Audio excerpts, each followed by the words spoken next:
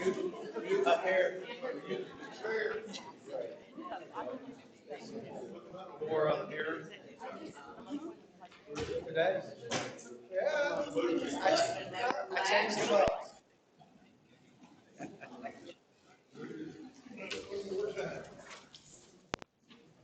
Okay. So.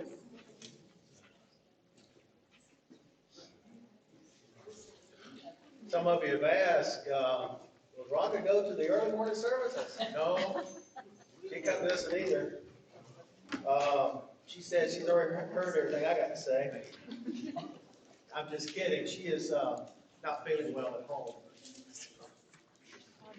Actually, that comes from years ago. I interviewed for a job at a church, and the elders asked me different questions after the morning service. I preached that morning that evening. But anyway, between the services, they interviewed me and talked to me. And then they said, well, Gary, does Rhonda attend worship? I said, does Rhonda attend worship? They said, yeah. I said, well, if she's not too drunk from the night before. And they laughed. I laughed. I said, yes, she attends worship. What had happened was the previous preacher, his wife, they lived next door to the church there, and they would oftentimes see her. She wouldn't come to church much. Every now and then she would.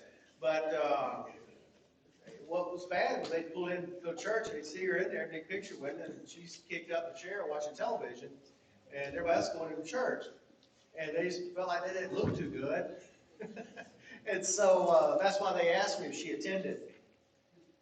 And she was the one, when they asked her about it, she said, well, I've already heard everything he's got to say anyway. So there you have it, but yes. Anyway, the elders actually offered me a job there. I was back in early, mid-90s sometime, and all, so they got my humor. Glad to see all of you today. It has been a busy day for some of us. All right, so today, Day of the Lord, what we're looking at. We have a question. Go on to the next slide there, David. What images come to your mind when you think of the Day of the Lord? What do you think about when you think of the Day of the Lord? Judgment? Anything else? Day of the Lord. I think about a cloudy sky with brilliant rays of light coming through and Jesus coming back. Wow. That was my husband's view, and I have adopted it. I love it. Ray was a sweet guy. Great view of that. So, the Day of the Lord is the theme of the book of Zephaniah. Now, as I was studying and going over all this, let me point something out. A lot of you will say, it seems like a lot of these themes are the same throughout the minor prophets. A lot of them are, with a little different twist to every one of them. You're going to see where God's prophet comes and says, "Hey, you need to straighten up. You need to fly right. You need to do right. Quit all this mess. Get back to doing the things you know to do, or God's going to do this." And there's different takes on it from the different prophets here. Okay, and so even today, you're going to see some of the same themes, but a different take on it. Okay, so follow me as we look at this. Like I said, the Day of the Lord is the theme of the book of Zephaniah. It refers to God's judgment against Judah as well as most foreign nations of the ancient Near East. God is displeased with the violence and idolatry in the pagan nations that surround Judah, but he's also angered by the indifference and complacency of Judah and the sins of pride and greed that are so commonly exhibited. A great day of the Lord is coming against all these nations, on which destruction is coming as the expression of God's wrath. Yet this certain day of judgment is not God's final word, for Zephaniah also announces God's future blessings on a righteous remnant. So Scripture indicates that Zephaniah preached during the reign of Josiah. Zephaniah 1:1, the word of the Lord came to Zephaniah, of Cushai, the son of Gedaliah, the son of Amariah, son of Hezekiah, during the reign of Josiah, son of Ammon, king of Judah. So Josiah reigned between 640 and 609 BC. Zephaniah condemned the idolatry and foreign influences that were destroyed during Josiah's reform. This means that Zephaniah preached in the years before Josiah's reform, which occurred in 621 BC. Zephaniah also predicts the destruction of Nineveh, which fell in 612 BC. And all of this allows us to date the ministry of Zephaniah around 628, 622 BC, which is pretty good dating on that, actually. Some of these others we're not really sure about, but if they start giving out names, if the writers give out names of kings, especially because a lot of those are in secular history, to where you can look at where they were and have a good, firm timeline. Others, you can't get it this close, 628, 622 BC. You can't. Well, that's pretty good right there. Others, you might be 100 years or more on trying to nail it down on when they were. So God's judgment on the earth, Zephaniah 1, 2 through 18 there. God expresses his judgment against all humanity. God's displeasure is not just one nation, but all of them. Verses 2 through 4 of the text here. Chapter 1, I will sweep away everything from the face of the earth, declares the Lord. I will sweep away both man and beast. I will sweep away the birds in the sky and the fish in the sea, the idols that cause the wicked to stumble. When I destroy all mankind on the face of the earth, declares the Lord. Judah is singled out as a distinct recipient of God's judgment. The source of his displeasure is the people's idolatry. Verses 4 through 6. I will stretch out my hand against Judah, against all who live in Jerusalem. I will destroy every remnant of Baal worship in this place. The very names of the idolatrous priests, those who bow down to the roofs to worship the starry host, those who bow down and swear by the Lord, who also swear by Molech, those who turn back from following the Lord and neither seek the Lord nor inquire of him. So Molech was the god of the Ammonites. Trivia question right there. Any of you remember who Ammon was? Who his... Ammon? So, son of David. It says, 1 Kings 11:5, he followed Ashtoreth, the goddess of the Sidonians, and Molech, the detestable god of the Ammonites.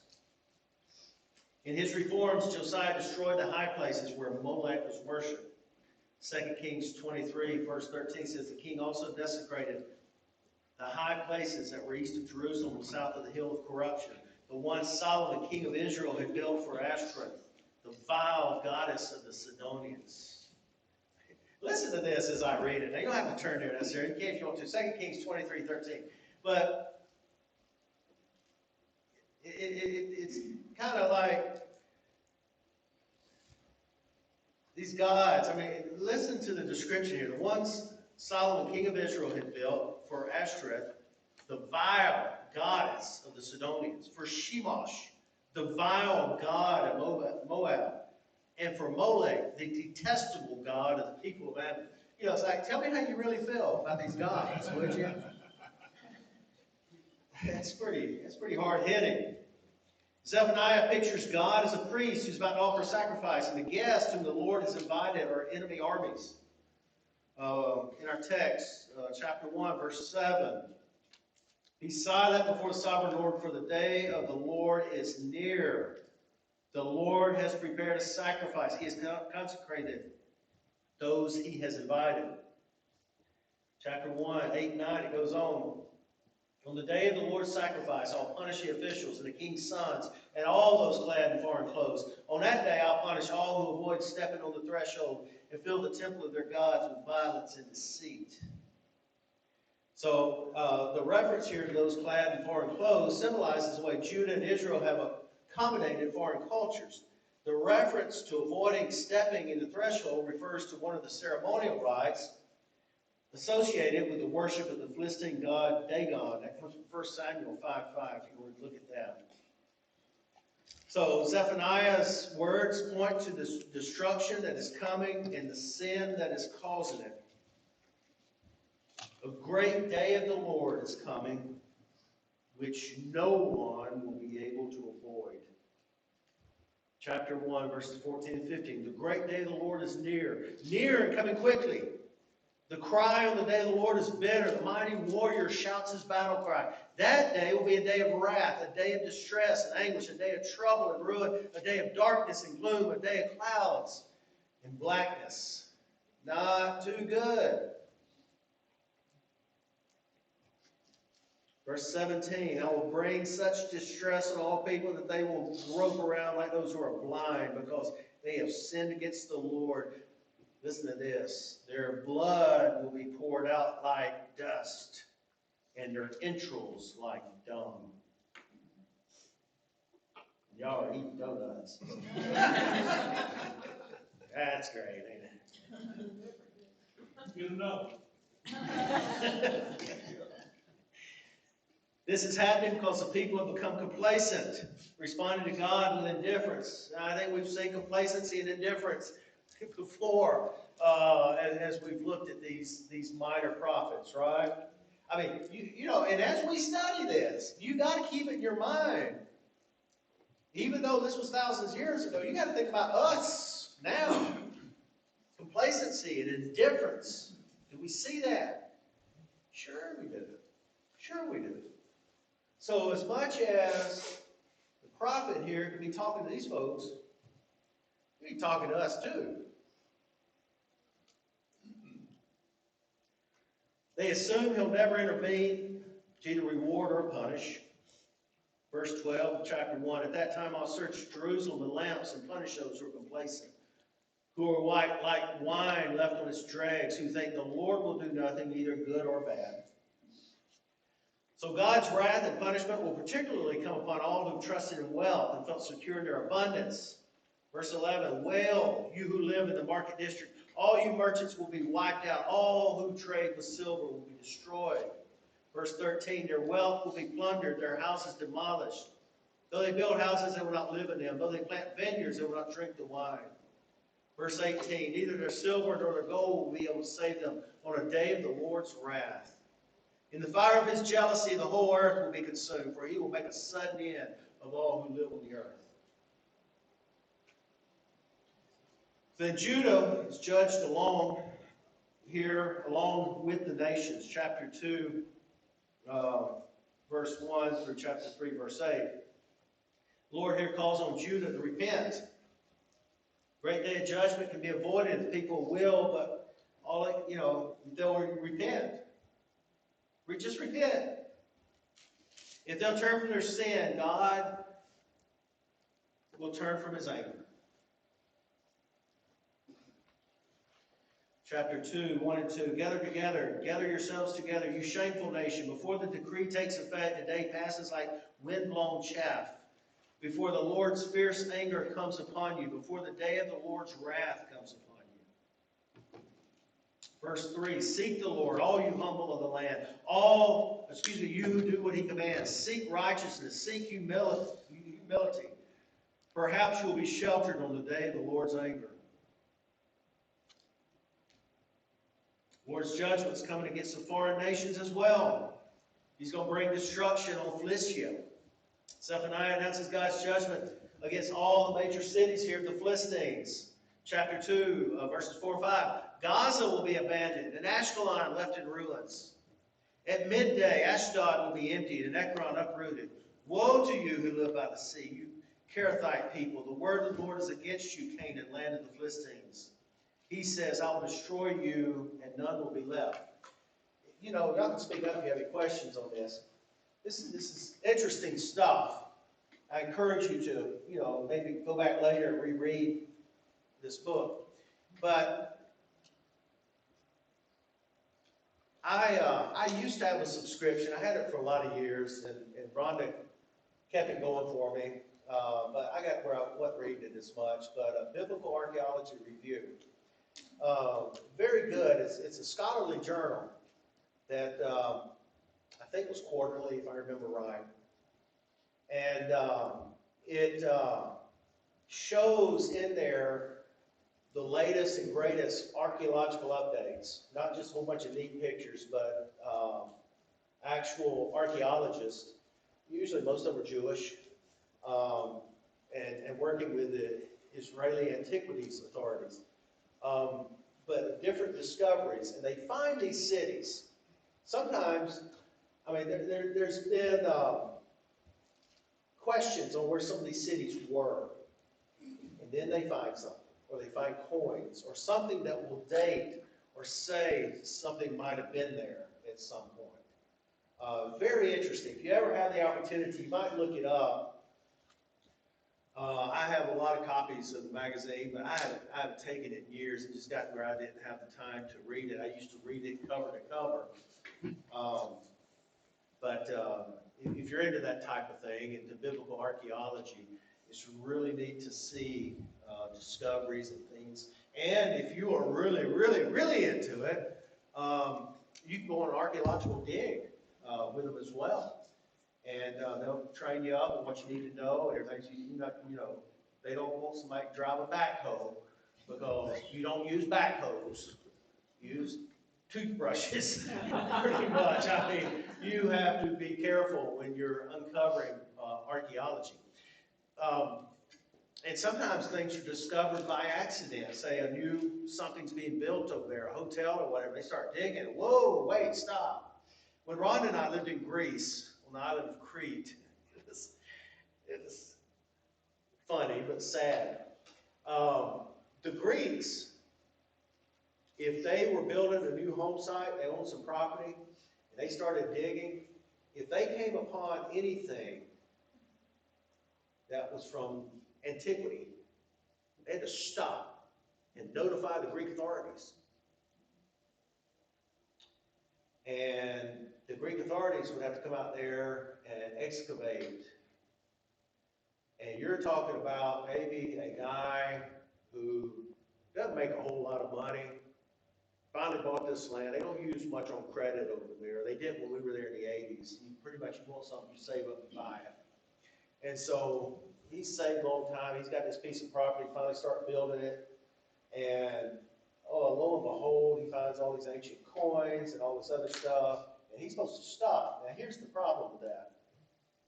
It could be 8, 10, 15 years before he gets to start building again. So they will quickly cover that up and start building again. And I don't blame them, actually, in that situation. I mean, it's kind of sad. It's kind of sad that happens, but I'm quite certain the same thing is probably true in Israel. I mean, they don't have time to go out there and all the manpower and all this to do everything they need to do when they're digging and they find something. It's such an ancient land, they do find things. So, if you ever have the opportunity and you will look at it, you can go online, they have a website as well, it's Biblical Archaeology Society. You become a member of that, and then you get their publications. And a side note, you know how these publications sell your name? Well, they thought I was Jewish at that point. And so I got a lot of Jewish things sent to me, Want to hold on to your Jewish roots? Well, sure. Jewish, have Jewish friends, but so if you do that, they'll think you're Jewish. That's okay, right? That's okay. Where was I? Where's Judgment Center against the foreign nations? 4B1. Okay. Thanks. Okay. All right, the Lord will punish Moab, chapter 2, 8, 9. I've heard the insults of Moab, the taunts of the Ammonites, who insulted my people, made threats against their land. Therefore, as surely as I live, declares the Lord Almighty, the God of Israel, surely Moab will come like Sodom, the Ammonites like Gomorrah, a place of weeds and salt pits, a wasteland forever. The remnant of my people will plunder them. The survivors of my nation will inherit their land. In verses 10 and 11, it goes on. This is what they will get in return for their pride, for insulting and mocking the people of the Lord Almighty. The Lord will be awesome to them when he destroys all the gods of the earth. Distant nations will bow down to him, all of them in their own lands. Assyria and Nineveh will also be destroyed. Chapter 2, 13 through 15. He will stretch out his hand against the north and destroy Assyria, leaving Nineveh utterly desolate and as dry as a desert. Flocks and herds will lie down there, creatures of every kind. The desert owl and the screech owl will roost on their columns. Their hooting will echo through the windows. Rubble will fill the doorways. The beams of cedar will be exposed. This is the city of revelry that lived in safety. She said to herself, I am the one. There is none besides me. What a ruin she has become, a lair for wild beasts. All who pass by her scoff and shake their fist. In Jerusalem and Judah are not spared the judgment of God. In their pride, the city and its people have refused to obey or even accept the correction of the Lord. Chapter 3, 1 and 2 says, Woe to the city of oppressors, rebellious and defiled. She obeys no one. She accepts no correction. She does not trust in the Lord. She does not draw near to her God. Chapter 3, verse 7, Of Jerusalem I thought, surely you will fear me. Surely you will fear me and accept correction. Then her place of refuge will not be destroyed, nor all my punishments come upon her, but they were still eager. I find that interesting, that word eager is there. But they were still eager to act corruptly in all they did. They were eager to do it. Zephaniah singles out both the national and religious leaders for their corrupt and immoral ways. Verse 3 of chapter 3, her officials within her are roaring lions. Her rulers are evening wolves who leave nothing for the morning. Verse 4 there, chapter 3, her prophets are unprincipled. They are treacherous people. Her priests profane the sanctuary and do violence to the law. A lot of judgment coming down on these folks. And on the leaders. And on the leaders, absolutely. God's judgment knows no bounds. He expects all nations to recognize his sovereignty. Not just Jewish nation, right? We see that. Get it out of your mind that God did not love everyone, only the Jewish nations. He loved everyone. He wanted everyone to follow him and to obey him. That's why he's bringing judgment on these Gentile nations as well. This section concludes with an announcement of God's displeasure upon the whole land. Chapter 3, verse 8, I have decided to assemble the nations, to gather the kingdoms, to pour out my wrath on them, all my fierce anger. The whole world will be consumed by the fire of my jealous anger. So then we see the restoration of Israel's remnant. So maybe we'll end on a good part, right? I told you about all of this bad stuff and all this anger and all these things going to happen to these people. And things like dung and other words. But wait, there's more. The punishment that God will inflict will have the desired effect. His people will return to him. The scattered remnant of Judah will repent of their pride and again worship the Lord. Chapter 3, 9 and 10. Then I will purify the lips of the peoples, that all of them may call on the name of the Lord and serve him shoulder to shoulder. From beyond the rivers of Cush, my worshipers, my scattered people will bring the offerings. On that day, you, Jerusalem, will not be put to shame for all the wrongs you have done to me, because I will remove from you your arrogant boasters. Never again will you be haughty on my holy hill, but I will leave within you the meek and the humble. The remnant of Israel will trust in the name of the Lord. They will do no wrong. They will tell no lies. A deceitful tongue will not be found in their mouths. They will eat and lie down, and no one will make them afraid. So the restoration of God's presence will lead to great joy and praise. Because it says, chapter 3, 14 through 17, sing, daughter Zion, shout aloud, Israel. Be glad and rejoice with all your heart, daughter Jerusalem. The Lord has taken away your punishment. He has turned back your enemy. The Lord, the King of Israel, is with you. Never again will you fear any harm. On that day they will say to Jerusalem, do not fear, Zion. Do not let your hands hang limp. The Lord your God is with you, the mighty warrior who saves.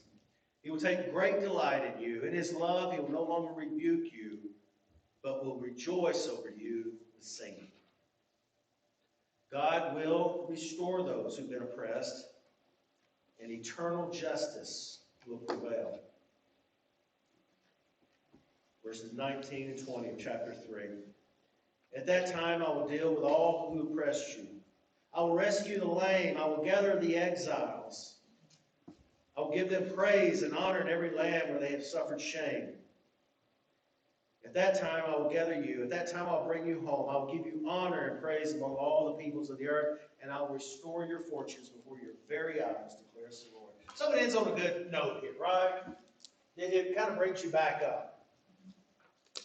Same thing, basically, as we've seen from the other prophets we've studied, destruction's coming, bad things going to happen, turn around, do right, straighten up. Or here's what's going to happen. And, we saw like with Jonah, they totally came back, right? Not everybody does. And Nineveh did, later on. Destroyed. Sometimes they do, sometimes they don't. Does this have any implications for all of us, Americans, our nation? Repent, turn to the Lord. Repent and turn to the Lord, right? We are Humble not yourselves. all sufficient. We are not. We are not all sufficient, what Deborah said. I've learned sometimes people back home, these can't hear what the comments are, so I might repeat them every now and then, but make sure people hear it. But that is true. We're not all sufficient. And we become complacent. We think, I got it. I can do it. Who needs God? Well, sometimes we think, I'm fine, God must be with me. I don't need to pay attention. Don't need to pay attention. God's with me. That's right. So, any other thoughts or comments? On Zephaniah? Who can spell Zephaniah? Zeph.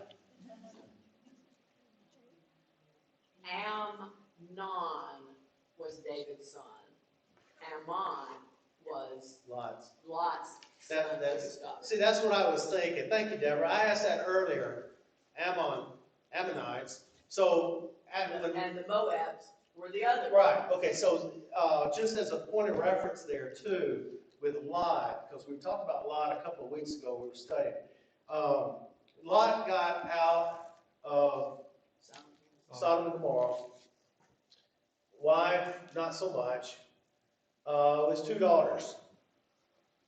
And they get out of there and they decide, we need to carry our name. And they get their daddy drunk one night. One of them sleeps with him. Next night, get him drunk again. Another daughter sleeps with him. And they had 2 children who grew up to be 2 of the most evil men who've ever lived. Ammon and Moab. The Moabites and the Ammonites. Evil men and evil nations as well. There's a lesson in the story, I think, in there also. There's several lessons in there. As good as we look at Lot. Lot was a good man. Oh, but he gets so drunk, he doesn't know he's sleeping with his daughters. Come on. But we can forgive him. Just as God forgives him, apparently, right? Help me, somebody, right? Because God forgives us. You're like, wow, Lot was. No, we sing Lot's praises. Yeah, but there were lots of consequences. There were consequences for that evil. Anyway, any other thoughts, questions? Who's going to the beach next year if we do this again? Yay! All right. That's a good time. And I'm tired. I am tired. If you don't have a boat, you go home and take a nap. Well, as my mother-in-law used to tell me, I think I'm going to go to Springs today. You know, the bed springs, right? And I'd never heard that before she said it. I always thought it was kind of funny. And but no, if I go home, I got some stuff I need to get done. But if I sit down, I will be out. So go look at boats. All right. Well, thanks so much for your attention. And y'all have a great week. We'll see you next Sunday.